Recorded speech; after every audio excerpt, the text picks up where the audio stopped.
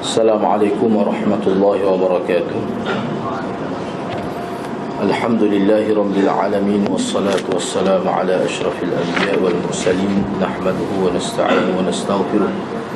Fa inna asdaqal hadits kitabullah wa khairal hadi hadi Muhammadin sallallahu alaihi wasallam, wa syarrul umuri muhdatsatuha wa kullu muhdatsatin bid'ah wa kullu bid'atin dhalalah wa kullu dhalalatin finnar. وقال رب اشرح لي صدري ويسر لي أمري واحلل عقدة من لساني يفقه قولي. Alhamdulillah, bersyukur kehadrat Allah Subhanahu wa taala kerana dapat bersama pada malam ini. InsyaAllah pada malam ini kita nak sambung perbincangan seterusnya. Jadi sebelum kita masuk membicarakan tentang sahabat Nabi yang paling utama, iaitu Abu Bakar As-Siddiq, saya nak sebut satu hadis yang menjadi masalah besar, khususnya kepada golongan Rafidhi, golongan Syiah ini, yang mana antara hadis yang utama yang digunakan sebagai modal oleh puak-puak Syiah secara khususnya untuk memburukkan para sahabat Nabi radhiyallahu anhum. Jadi perkara ni kita boleh tengok dalam kitab-kitab mereka. Ini antara hadis yang paling utama.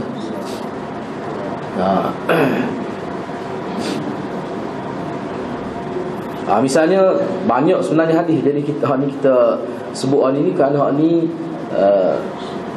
oleh kerana perbincangan kita ni secara khusus kepada sahabat.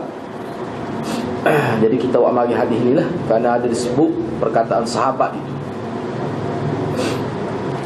yang mana hadis ini secara umumnya diriwayatkan dalam banyaklah kitab-kitab sahih, termasuk Bukhari, Muslim dan kitab-kitab lain. Misalnya hadis riwayat daripada Abi Hurairah misalnya, innahu sayuja'u birijalin min ummati fayu'khadhu bihim ذات الشمال فأقول يا ربي أصحابي فيقول الله إنك لا تدري ما أحدث بعدك فأقول كما قال العبد الصالح وكنت عليهم شهيدا ما دمت فيهم فلما توفيتني كنت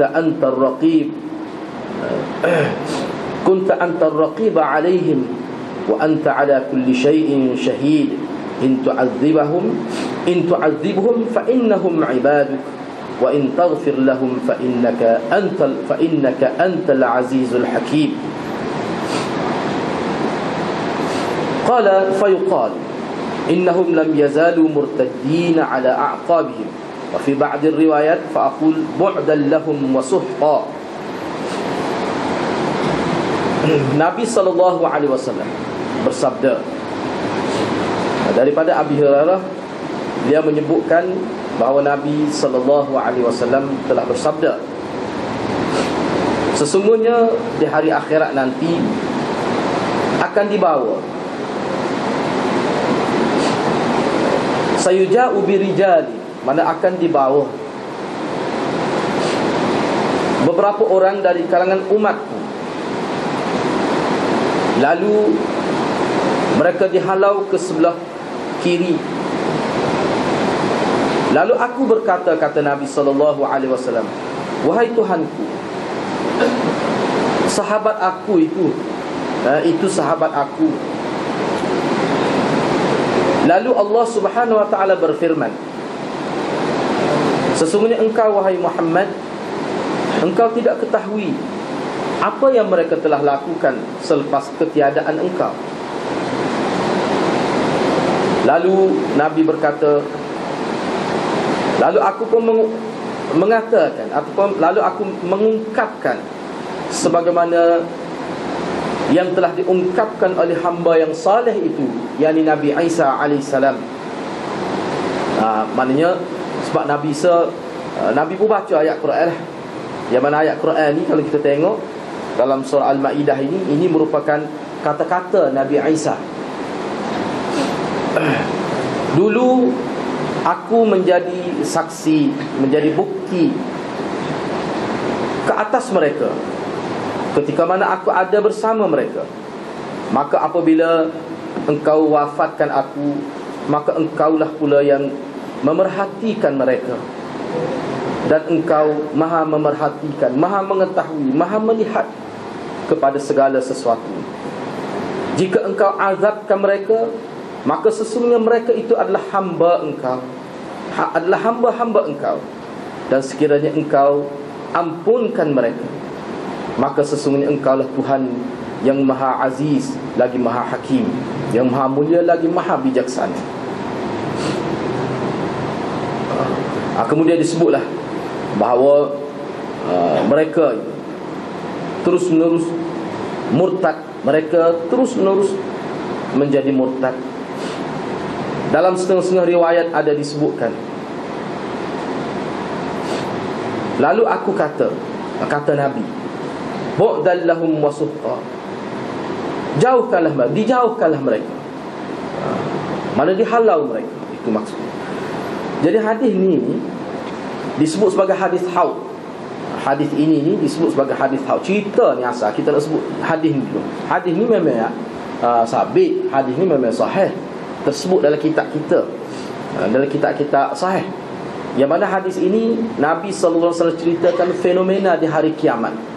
Pada hari kiamat, ni hadis yang menceritakan tentang haud. Haud ni maknanya kolam Nabi SAW. Yang mana Nabi menceritakan ada di kalangan umatku yang dibawa pergi dekat kolam itu. Dia marilah, mana ada orang bawa dia mari dekat kolam Nabi dengan maksud untuk meminum air dari kolam Nabi. Itu maksudnya. Kemudian malaikat yang menjaga kolam itu halau mereka, halau ke sebelah kiri. Ke sebelah kiri ini mengikut pensyarah-pensyarah hadis maksudnya ke arah neraka. Itu maksudnya. Jadi bila Nabi melihat fenomena ini, maka Nabi berkata, itu sahabat aku itu. Gitu. Lalu Allah SWT jawab, sesungguhnya engkau tidak ketahui apa yang mereka telah lakukan selepas kematian engkau. Maka Nabi pun sebut, aku pun bila Allah kata begitu, aku pun ucapkanlah seperti mana ucapan yang pernah diucap oleh Nabi Isa. Kerana Nabi Isa ni kira-kiranya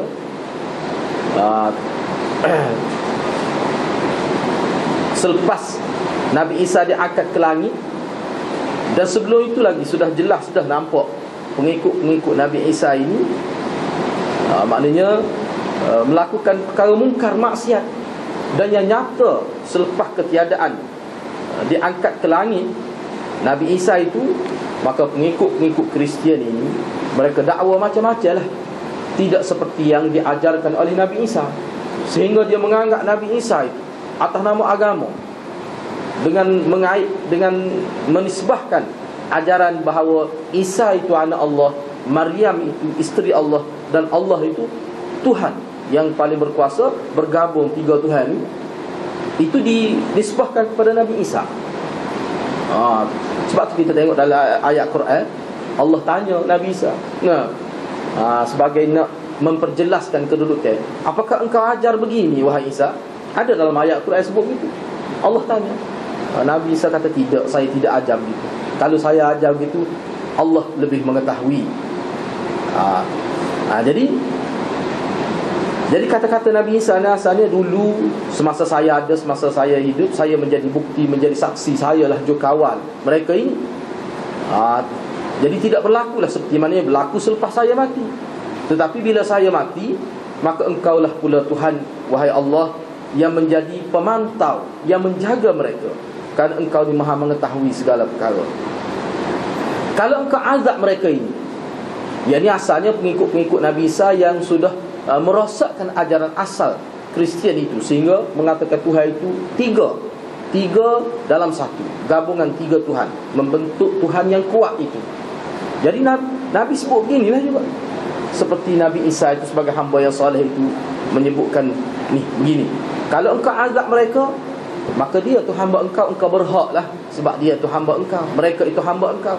Tapi sekiranya engkau ampunkan mereka, maka engkau lah Tuhan yang maha mulia lagi maha bijaksana. Baik, jadi hadis ini disebut sebagai hadis haud. Ini hadis ni memang kalau dalam kitab Syiah dia guna sungguh-sungguh hadis ini untuk menyabitkan bahawa para sahabat Nabi ini adalah ahli neraka. Para sahabat Nabi telah murtad. Dan hadis ini antara modal yang utama, kira-kiranya antara yang utama, digunakan sebagai senjata untuk menyerang para sahabat Nabi radhiyallahu. Tengok, dia pergi sahabat Nabi, sebab Nabi kata ashabi. Bila dibawa beberapa orang dari kalangan umatku untuk meminum air di kolam Kautsar itu, maka mereka dihalau oleh malaikat yang menjaga haud ini, kolam Nabi ini. Halau tu pergi ke arah kiri. Kiri itu isyarat kepada neraka, neraka jahanam tu. Tengok, Nabi sebut ashabi, itu sahabat aku. Maknanya sahabat ni, orang masuk neraka ni orang jahat. Dia tak sabit tu. Walaupun tidak sebut nama, tak apa, asalkan dia Syiah ni, mana dia gay, asalkan dia boleh sabit bahawa sahabat ni masuk neraka, tak apa dah, walaupun tak jelas. Sebab sebut sahabat ni, hadis ni, ni memang dia guna semua. Mama sahabat Nabi ni bukan semuanya baik, masuk neraka. Bukan semuanya masuk syurga, jahat teruk. Jadi seperti yang kita dakwa dalam kitab sahabat ni teruk, merosakkan Quran dan sebagainya, itu ada kebenaran. Tengok ni hadis kamu sendiri ni, hadis dalam kitab Ahli Sunnah sendiri ni sebut. Hadis dalam Bukhari Muslim benar, dalam kitab lain tak sakira. Inilah antara hadis yang digunakan. Jadi kita nak tengoklah kedudukan hadis ni apa maksud. Sekali kita dengar singkatlah kita tu. Siapa Nabi kata sahabat aku tu, itu sahabat saya tu. Bahkan dalam setengah-setengah riwayat beberapa kali dia berkata ashabi, ashabi. Hadis ni riwayat ni sekali dia sebut, tapi setengah riwayat lain sebut beberapa kali. Tu. Sebab hadis yang makna dekat-dekat begini, dia ada beberapa riwayat lah disebut. Ni orang panggil hadis haud, yang mana misalnya banyak pakai jasa ni hadis ni, bila dieksploitasi oleh Syiah, digunakan oleh beberapa Syiah. Misalnya dalam kitab Sun Mahtadaitu tu, At-Tijani tu, inilah antara hadis yang digunakan dalam kitab dia untuk menggambarkan bahawa sahabat ini murtad, sahabat ni teruk, sahabat ni ahli neraka. Bahkan teruk tak teruk sahabat ni depan Nabi, Nabi tengok, Nabi kenal. Sebab tu Nabi kata ashabi. Nabi tengok mari nak minum air di kolam dia, kemudian halau oleh mereka ke arah neraka jahanam itu. Tengok ni sahabat Nabi. Okey, baik. Sekarang ni kita nak tengok bagaimana kedudukan hadis ni. Jadi supaya kita jelas lah, supaya kita jelas, kalau kita faham molek hadis ni, insya-Allah dia tidak timbul masalah. Jadi hadis ni sebenarnya kalau mengikut ulama, kalau kita tengok dalam mana syarah hadis, tak ada seorang pun pensyarah hadis di kalangan orang Islam ni, Ahli Sunnah wal Jamaah ini, yang katakan bahawa yang dihalau itu adalah sahabat Nabi radhiyallahu anhu. Tak ada seorang pun kata gitu. Tak ada. Tetapi buat Syiah ni, dia guna hadis ni, dia ambil hadis ni dalam kitab kita, tetapi dia huraikan mengikut selera dia. Jadi kita akan cuba tunjuklah beberapa contoh pandangan ulama kita, ulama Ahli Sunnah wal Jamaah, dan ulama Syiah sendiri. Ulama Syiah yang hebat-hebat pun dia tafsir hadis ni macam mana. Kita akan tengok. Yang pertamanya, hadis ni sebenarnya, hadis haud ini, dia sekali nampak memang teruklah sahabat, sekali kita nampak sepitah lalu gitu. Sebab tu beberapa Syiah guna. Sebenarnya hadis ni dia tidak menunjukkan begitu sebenarnya. Tidak. Sebab apa? Cuba kalau kita tengok sini. Jadi ulama yang menghuraikan hadis ini, mereka berselisih pendapat, tidak sependapat, banyak pendapat, nak menentukan siapa watak orang yang dihalau daripada, bila nak pergi minum air di kolam Nabi itu, tiba dihalau pergi ke arah neraka itu. Siapa mereka itu? Di sini kita tengok ulama berselisih pendapat. Hakikat sebenarnya siapa mereka itu? Kalau Syiah dia dakwa ni sahabat lah, terai dah tu, sahabat. Bahkan dia bukan sekadar nak menampakkan bahawa sahabat ini masuk neraka. Dengan hadis ni juga dia kata sahabat telah murtad. Sebab dalam hadis ni ada disebut sebab dalam setengah-setengah riwayat ada sebut mereka telah murtad setelah peninggalan engkau. Wa qad irtaddu, mereka innahum irtaddu ba'daka ala adbarihim, mereka telah murtad. Dalam setengah-setengah riwayat ada sebut gitu.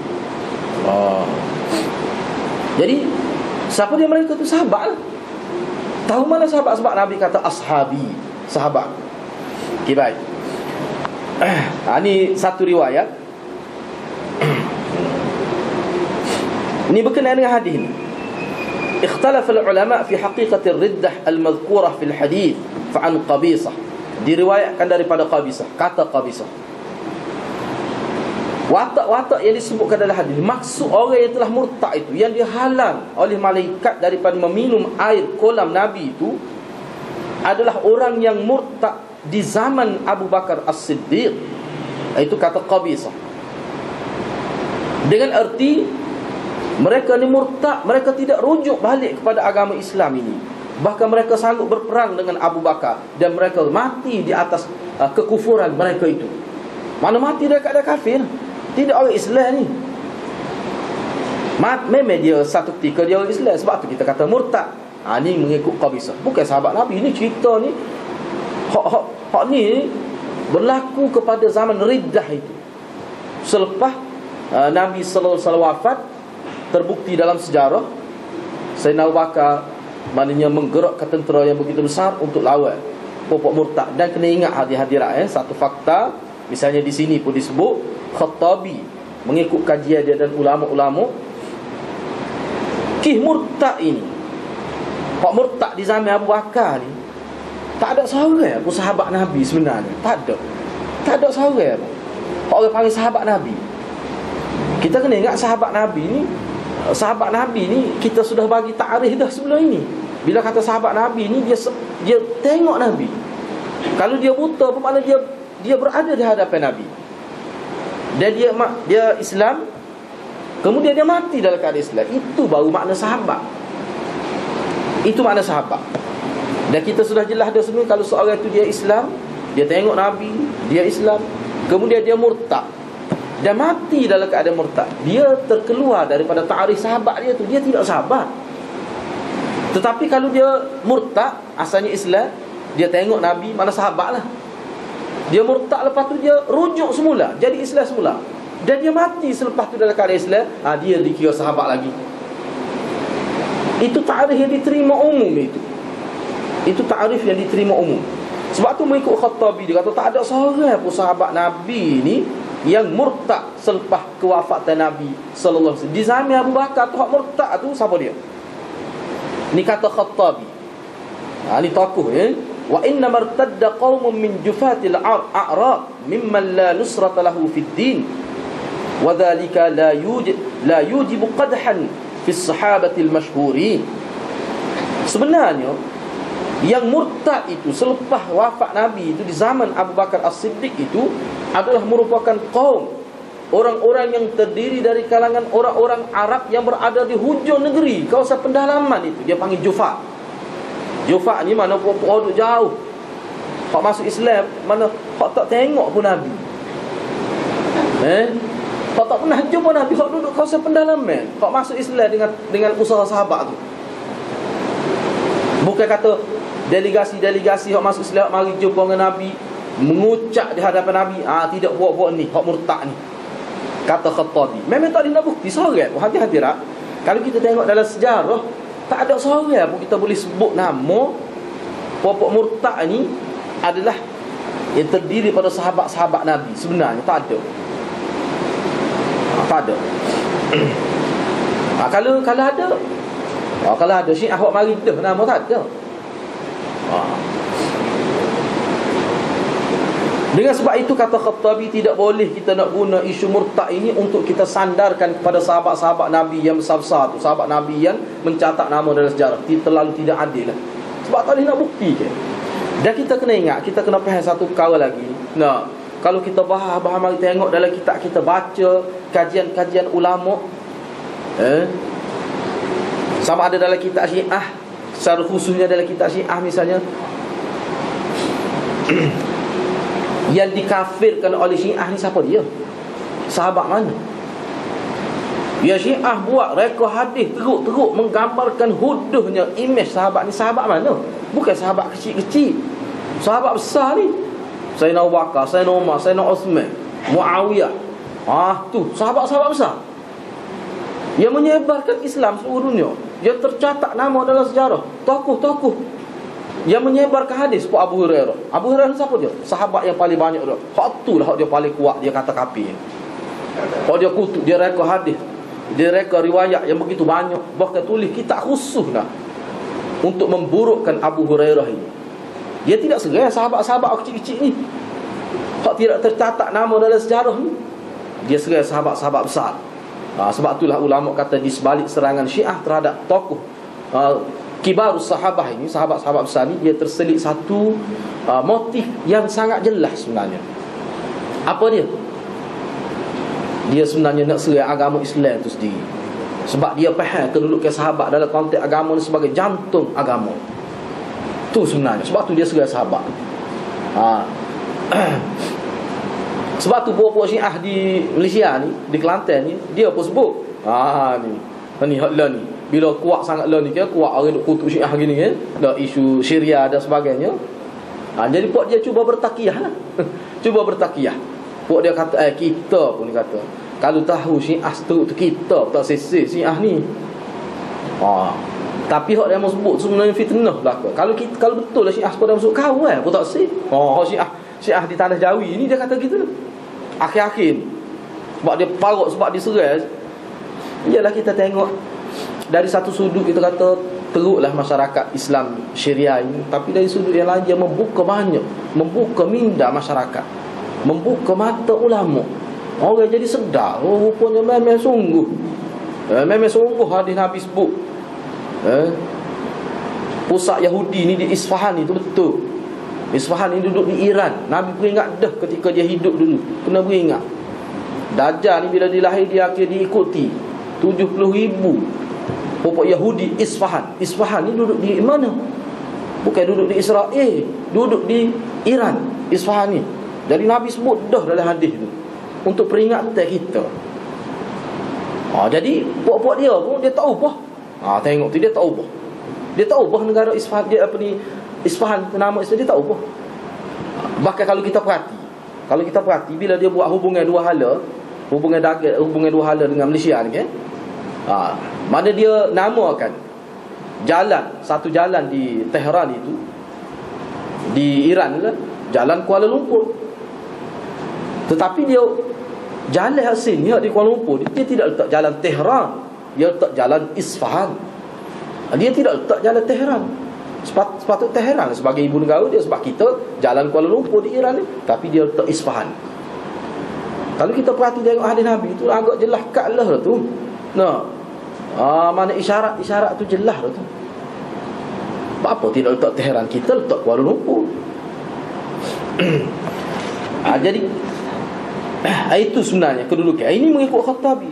Kata Hafiz Ibn Hajar dalam kitab dia Fathul Bari, dia sebut, dia kata sebenarnya orang-orang yang dihalau dalam hadis ini daripada meminum air daripada kolam Nabi itu sebenarnya golongan-golongan Arab yang berada di luar kawasan itu, yang berada di hujung negeri Arab, kawasan pendalaman itu, yang masuk Islam pun dalam keadaan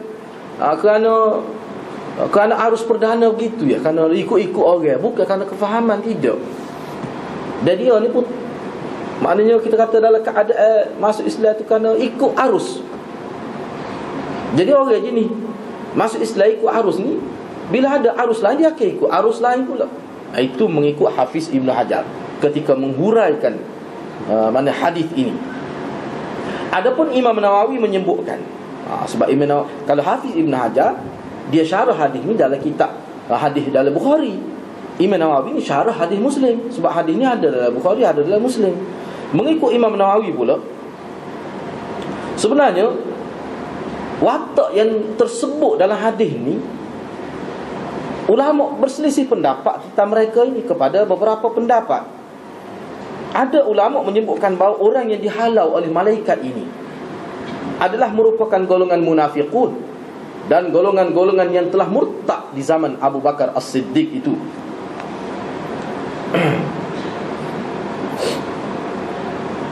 Dan ada juga ulama yang menyebutkan bahawa yang dimaksudkan dengan orang yang dihalau daripada meminum air daripada kolam Nabi itu adalah orang yang berada di zaman Nabi. Dia asalnya hidup di zaman Nabi. Kemudian selepas Nabi wafat, maka dia murtad. Jadi bila dia murtad, tak bolehlah kita nak kata dia tu sahabat. Sebab ta'rif sahabat, sahabat ni maksudnya orang yang mati dalam keadaan Islam. Dan dia murtad selepas tu. Memang dia ni kira-kiranya hidup di zaman Nabi. Dia tengok Nabi, kira-kiranya sahabat lah. Tapi bila dia murtad, tidak termasuk dalam ta'rif tu dah. Jadi bila dia murtad tu, kita nak kata dia tu sahabat lagi, ini betul-betul memang lari daripada kaedah lah kita kata. Ini mengikut setengah ulama, mengikut nukilan daripada Imam Nawawi dalam ketika mensyarahkan Sahih Muslim itu. Namun ada sebahagian ahli ilmu, mana ulama Islam menyebutkan bahawa mereka ini yang tersebut dalam kitab, dalam hadis ni adalah merupakan ahli-ahli bid'ah dan orang-orang yang mengikut hawa nafsu. Dia panggil ahlul ahwa, ahlul ahwa ini. Orang yang mengikut hawa nafsu. Orang yang mengikut hawa nafsu ni sangat hina, kerana mereka membelakangkan terus hadis-hadis Nabi, membelakangkan terus ayat Quran. Dia letak di tepi ni pandangan-pandangan ulama, kaedah-kaedah, usul-usul. Dia betul-betul dia mengikut hawa nafsu dia. Ni dia panggil ahlul ahwa. Semua dia melihat sesuatu dasar pada kecenderungan nafsu dia semata-mata. Dia tak tengok dah pandangan ulama, dia tak tengok dah hadis Nabi, kenyataan hadis Nabi, kaedah-kaedah usul yang ulama buat, dia tak tengok. Tentu dia mengikut hawa nafsu dia. Misalnya kalau hadis-hadis tak tengok, sebab saya sebab kitab ni memang kitab yang telah diterjemah sebenarnya, jawab pada tuduhan At-Tijani itu. Kalau kita tengok puak-puak Syiah, dahsyat sungguh ketika dia hurah hadis ni, dahsyat. Dia buat mara tak ada sandaran. Pada ulama dia pun tidak kata begitu. Kita akan tengok selepas ni. Betul-betul dia guna akal semata-mata. Tak adalah kata nak melihat pandangan ulama ni. Tak ada. Walhal apa yang dia sebut itu bercanggah dengan pendapat ulama dia sendiri. Bahkan dalam kitab Fathul Bari, Hafiz Ibn Hajar ada sebut lagi sebagai tambahan. Kata Hafiz Ibn Hajar, ramai juga di kalangan ulama menyebutkan orang-orang yang dihalau daripada meminum air dari kolam Nabi ini adalah merupakan orang-orang yang melakukan dosa-dosa besar secara berterusan. Ada setengah orang buat dosa besar tu sekali buat. Boleh jadi kerana terdesak curi, sekali curi, kerana terdesak dan sebagainya. Ni tidak ni ashab, orang yang memang banyak buat dosa besar. Dia tidak jadi kafir dengan dia buat dosa, kata dia berzina sampai mati, sentiasa berzina tiap-tiap hari sampai dia mati. Dia tetap Islam. Dia tidak jadi kafir. Dia tidak jadi kafir. Kecuali buat khawarij. Kata kafir buat dosa besar, kafir lagi. Orang yang melakukan maksiat, yang mana mereka ini mati dalam keadaan Islam, ada tauhid, tidak rasa akidah tauhid, tak rasa. Dan kata apa? Beri Imam Nawawi pun kata gitu juga dalam huraian dia lain, kata ini puak-puak ahli maksiat ini, ahli bid'ah ini, tetapi mereka ini masih lagi tidak terbatal akidah mereka. Dan mereka ni dikatakan ahli bid'ah. Bid'ah dalam konteks syariat lah, bukan konteks akidah. Kalau konteks akidah boleh jadi rasa akidah, boleh jadi terbatal, gugur syahadat.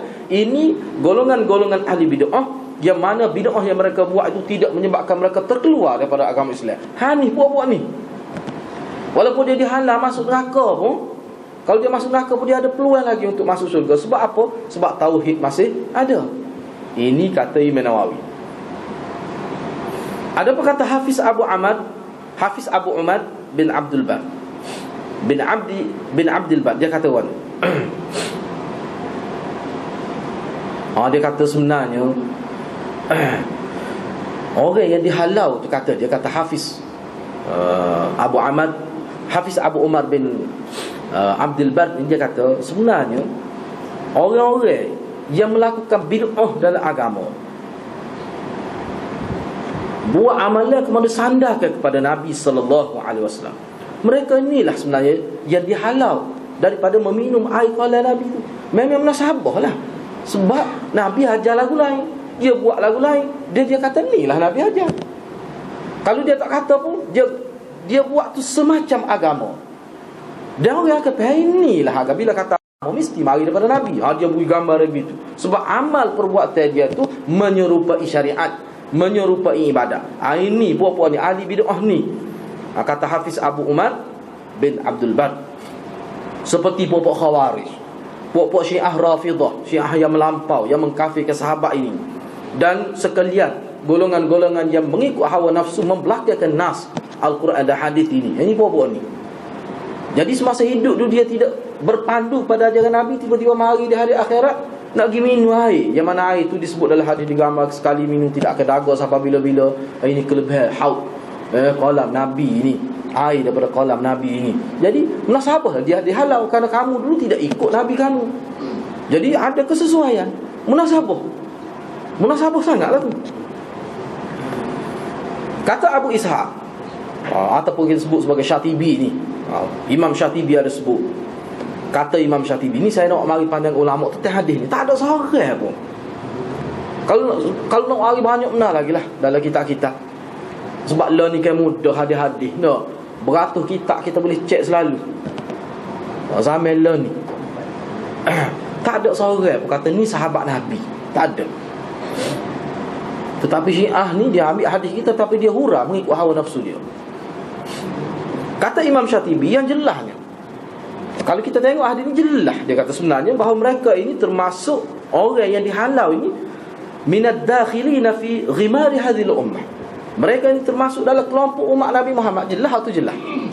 Orang yang dihalau daripada meminum air itu adalah merupakan dari kalangan kelompok umat Nabi Muhammad juga. Kenapa? Kalau Nabi sebutlah, Nabi kenal. Lepas tu Nabi kata sahabat. Sebab sahabat ni, maksud ashabi ni pun dalam huraian yang panjang lagi. Apa maksud sahabat itu? Sebab ulama sebut dari segi kajiannya, Nabi ni bila dalam hadis-hadis Nabi, bila Nabi sebut sahabat, Nabi sebut secara mutlak sahabat tu. Sebab ada kadang-kadang Nabi guna mana sahabat ni mana dengan saing. Orang tengok dia, walaupun jumpa sekali dua ni kira saing, kira sahabat. Penggunaan itu secara mutlak. Jadi ashabi itu, apakah kita nak kata sahabat? Kalau kita terima ashabi dan sahabat Nabi, jadi siapa sebenarnya sahabat Nabi yang mana? Sahabat Nabi semua Syiah misalnya, memang